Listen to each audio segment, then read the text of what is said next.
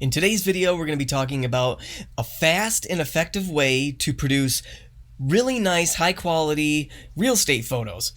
I'm typically more likely to do the flambient method just because on site I can guarantee that I got correct color, correct window exposure, for those window pulls. But this can either be a really helpful video for realtors who don't necessarily want to take the time or necessarily spend the time to learn the flambient method.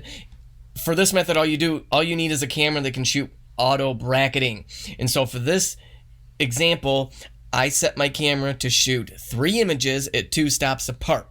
So we're going to start when you load all your images into Lightroom. So the simplest way to get the process going for HDR, the fastest way possible, is to, once they're all loaded in, you're going to come up here to the top one, right click, let me see if I can do this, come down here to stacking, and then auto stack by capture time, and I have mine set to 3 seconds. I think 3 seconds is the default.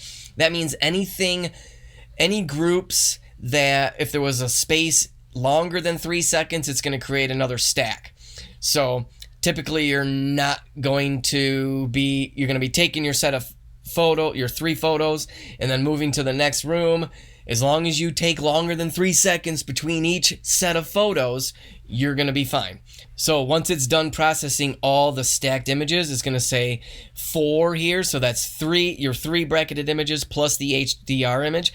You just want to highlight that one by clicking on it and then hold down Command and go through here and click on these. Now, if that's all you did was the HDR brackets, you're not going to have to do that. They'll all be 4, but I actually did flash pops just in case I needed it. And actually, for this particular example, I did not need to do that.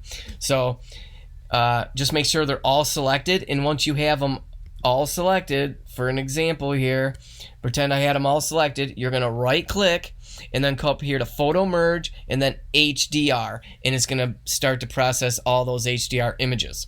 Okay, but for this example, we're going to take you in to the develop module. So this is the HDR image. I'm just going to reset this.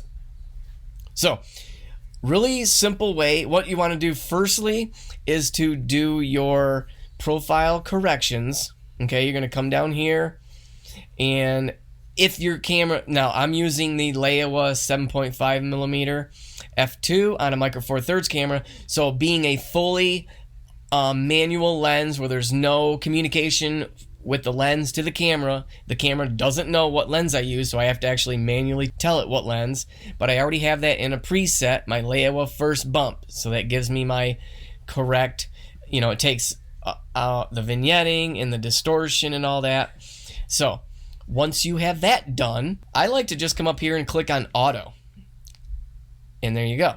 A lot of times, if you're really wanting to move fast, that can be good enough.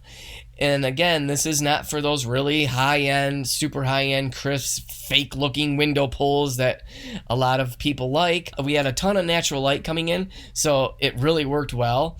We didn't have a lot of color casts because the natural light in this house was overpowering these tungsten lights on the ceiling, so I really didn't have to deal with color casts. If you do deal with color casts, you could probably try to do a white like that on the ceiling, trying to just do that. But again, and then check your verticals. You could have that saved into your preset to make things go a lot quicker. I like to bump up the sharpness, and I like to boost the clarity just a little bit like that. Gives it a nice pop. Okay, let's move on to the next one. Actually, what you could do is go ahead and copy these settings here and move to the next one. I'm just going to reset this. I'll show you what it looked like straight out of camera. We're going to go to the Leica first bump, and again we can hit we can paste these settings in and then hit auto for this one. It'll just fix this stuff from saturation up. So again, if you're moving fast, if you're a realtor, or if you're shooting a lower end house, now this was $1 million huge 10,000 square foot house. That's why I did run my flash pops in case I needed to. A lot of these shots I didn't, and it saved me a lot of time. So again, you're going to have to know your market whether or not you need to be doing the high-end flambient. And of course, for this particular one, you can see that I'm just dropping the highlights down just a little bit. Gives me a little bit more window pull. You could always just pop a flash to get your window pull and do the standard flambient method that way. But again, I wanted to make this short and sweet for those of you who maybe wanted even a faster way to produce, you know, good enough images for the listing and the realtor that you're working with. So leave me a comment below if you have any questions or any other suggestions in this real estate photography market. But again, thank you guys for watching this video. We'll see you in the next one. Bye-bye.